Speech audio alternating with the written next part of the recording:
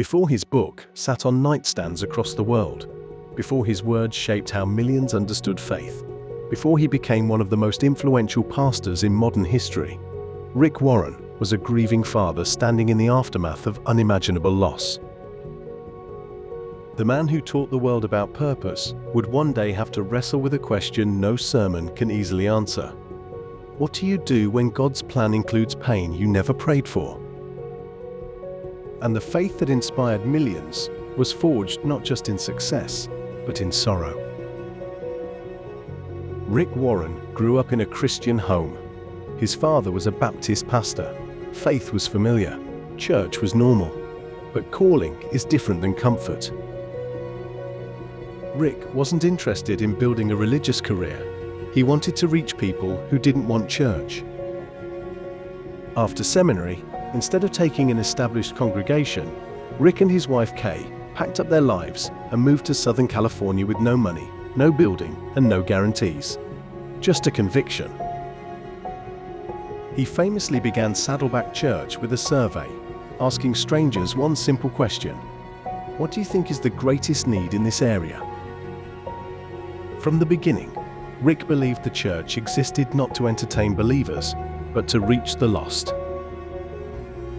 As Saddleback grew, so did the pressure. Thousands became tens of thousands. Influence expanded. Expectations multiplied. Rick battled discouragement, burnout, and depression, even while leading one of the fastest-growing churches in America. And then came the pain no platform can protect you from.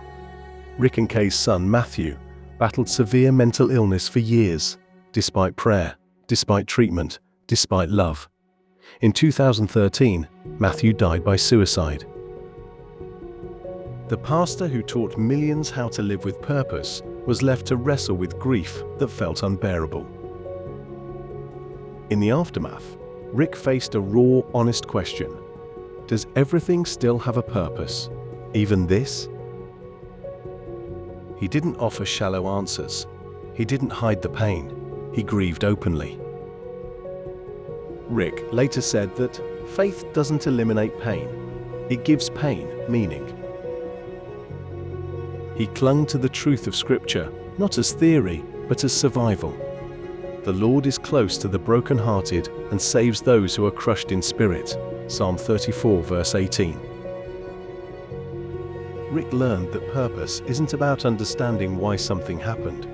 It's about trusting who holds you when it does.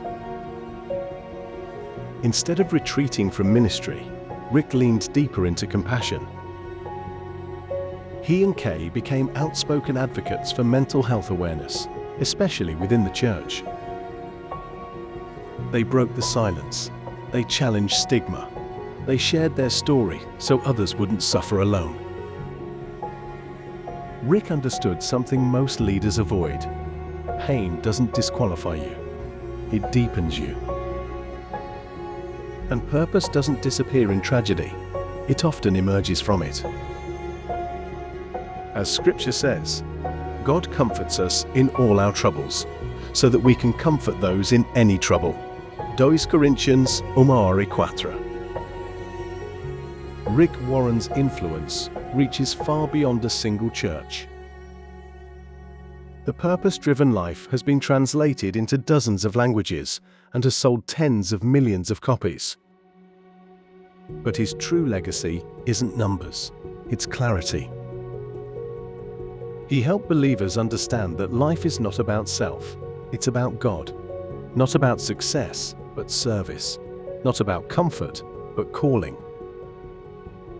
And through his deepest loss, his message didn't change, it matured. Rick Warren's life teaches us this: you can live with purpose and still experience pain. Faith doesn't make you immune to suffering. It gives you a reason to keep going through it, as Scripture reminds us. And we know that in all things, God works for the good of those who love Him. Romans 8, verse 28. Not all things are good, but God is still at work in them. Maybe you're walking through grief you didn't choose, pain you don't understand, questions without answers. Rick Warren's story offers this truth. Purpose isn't found by avoiding pain. It's found by trusting God within it. Your suffering does not cancel your calling. Your tears do not negate your faith. And your story is not over.